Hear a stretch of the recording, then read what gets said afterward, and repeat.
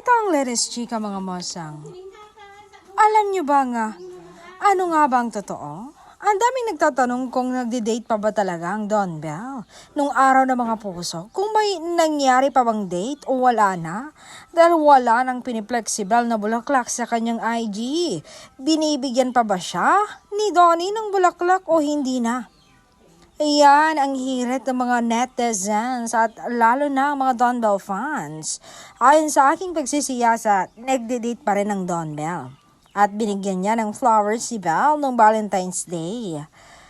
Pero sabi nga ng dalawa, hindi na kailangan ipaplex pa sa social media. Pero ngayon, mas totoo at mas malalim na raw ang pagtitinginan nilang dalawa.